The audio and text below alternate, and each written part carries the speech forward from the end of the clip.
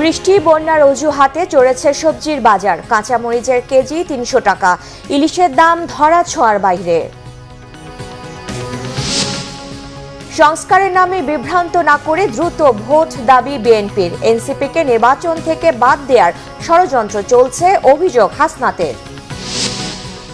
বৃষ্টির জমা পানিতে বাড়ছে এডিস মশার প্রজনন, সংক্রমণ নিয়ন্ত্রণের বাইরে চলে যাওয়ার শঙ্কা।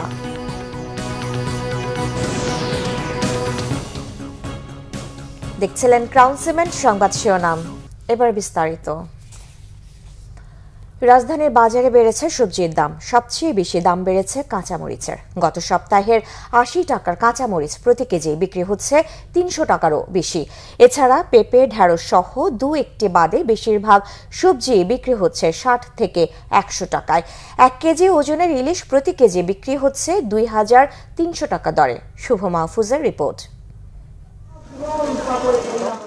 টানা বৃষ্টির অজুহাতে অস্থির রাজধানীর সবজির বাজার। সপ্তাহের ব্যবধানে বেশিরভাগ সবজিরই দাম বেড়েছে কেজিতে ২০ টাকা পর্যন্ত। আর কাঁচামরিচের দাম ৩ গুণ বেড়ে বিক্রি হচ্ছে ২৮০ থেকে ৩০০ টাকা। কাঁচামরিচ আজকে ধরেন বেচতেছি আমরা ৩০০ টাকা কেজি, আর হলো আপনার ২৮০ টাকা কেজি। আবার গতকাল বেচছি আমরা ২০০ টাকা, ২৪০ টাকা। শুধু মরিচই না, প্রত্যেকটা সবজির দামই এখন বাড়তি। বেগুন এটা ১৫০, এটা ৮০, শসা হয়েছে ৬০, পটল ৫০, সিজিঙ্গের ৬০। ৩-৪ দিনে বন্যার কারণে জিনিসের দাম বাড়ছে। এই বেগুন ৪০ টাকা ৫০ টাকা কেজি, বেগুন ৮০ টাকা কেজি। সপ্তাহের ব্যবধানে সোনালী মুরগির দাম কেজিতে ১০ টাকা বাড়লেও আগের দামে বিক্রি হচ্ছে ব্রয়লার। তবে কমেছে দেশি মুরগির দাম। ব্রয়লার বিক্রি করতেছি ১৫০ থেকে ১৬০, সোনালী বিক্রি করতেছি ২৯০ থেকে ৩০০, দেশি মুরগি ৫৮০। এদিকে মাছের বাজারও চড়া। সরবরাহ থাকলেও বেশিরভাগ মাছের দাম সাধারণের নাগালের বাইরে। আর শুধু নিম্ন আয়ের নয়, মধ্যবিত্তদেরও নাগালের বাইরে ইলিশ। ১ কেজি সাইজের মাছ বর্তমানে বিক্রি করতেছি ২৩০০ টাকা, আর ১ কেজি ৩০০ গ্রাম সাইজের মাছ বিক্রি করতেছি আপনার ২৫০ টাকা, আর ৮০০-৯০০ গ্রাম বিক্রি করতেছি ২০০০ টাকা। আমি মনে করি মধ্যবিত্তদের নাগালের বাইরে, কারণ আপনার যেটা নাকি ভালো সেটা তো ৩০০০ টাকা কেজি, আর তার চেয়ে একটু লো গ্রেডের যেটা সেটা ২৬০০-২৭০০ এরকম। বোয়াল মাছ ৮০০ টাকা কেজি, আয়ের মাছ ১০০০ টাকা কেজি, মানে তার চেয়ে আগে যে দাম ছিল তার চেয়ে অনেক বেশি এখন। অন্যদিকে আগের দামে বিক্রি হচ্ছে চাল, ডাল, তেল, আটা সহ অন্যান্য সব নিত্যপণ্য। শুভ মাহফুজ, বাংলা ভিশন, ঢাকা। সংস্কারের নামে জনগণকে বিভ্রান্ত না করে দ্রুত নির্বাচনের দাবি জানিয়েছেন বিএনপির সিনিয়র যুগ্ম মহাসচিব রুহুল কবির রিজভী। নয়াপল্টনে বিএনপির কেন্দ্রীয় কার্যালয়ের সামনে এক দোয়া মাহফিলে তিনি একথা জানান। রুহুল কবির রিজভী বলেন, এখনও ফ্যাসিবাদের দোসররা রাষ্ট্রের গুরুত্বপূর্ণ দায়িত্বে রয়েছেন, যারা সুযোগ পেলেই আবারও ফসে উঠবে। এসব দোসরদের বিচারে অন্তর্বর্তী সরকার দ্রুত কার্যকর ব্যবস্থা নেবে বলে প্রত্যাশা রিজভীর।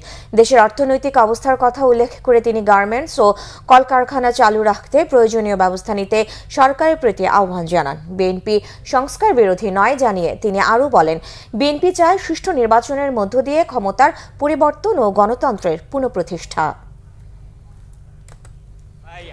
জনগণের ক্ষমতা জনগণকে ফেরত দেন, এটাই সবচেয়ে বড় কাজ। এটাই তো ১৬ বছর শেখ হাসিনা বন্ধ করে রেখেছিলেন। এই দরজায় খিল দিয়েছেন।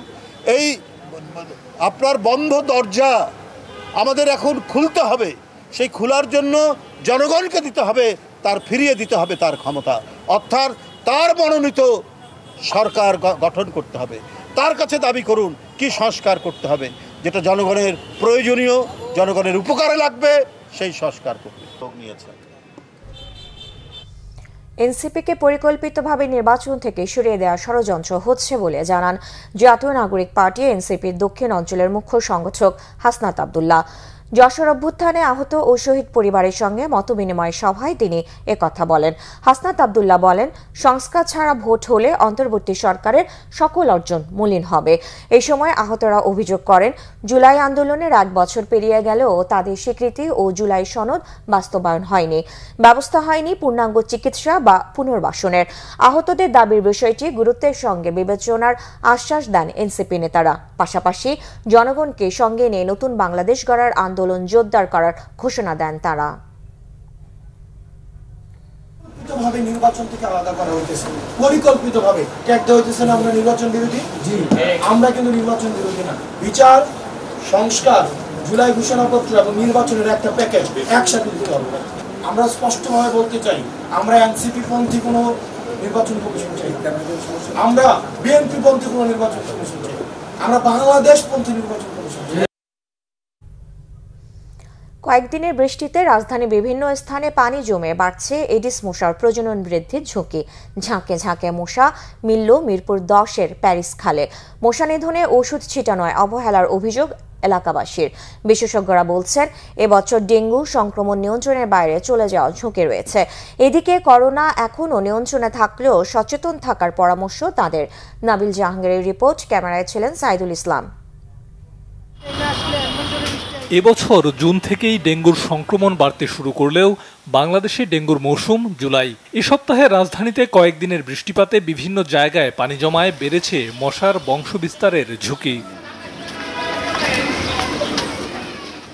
কয়েক বছর ধরে ডেঙ্গুর হটস্পট হয়ে ওঠা রাজধানীর মিরপুর 10 এলাকা ঘুরে দেখা গেল প্যারিস খালের জমে থাকা পানিতে ঝাঁকে ঝাঁকে মশা। এলাকাবাসীর অভিযোগ, মশা নিরোধক ওষুধ ছিটানোর কাজে অবহেলা রয়েছে সিটি কর্পোরেশনের। দিনে রাত্রে সবসময় মশা, আমাকে অনেক কষ্ট হয় চলতে হেঁটতে। কি করবো, অসহায় মানুষ, এই জায়গায় মশার কামড় খাই, আবার ডেঙ্গু জায়গায় জায়গায় বাড়তি। প্রতিদিন ছিটানো হয় না, প্রতিদিন এখানে আসেও না। ওদের মনে চাইলে আসে, মনে না চাইলে আসে না।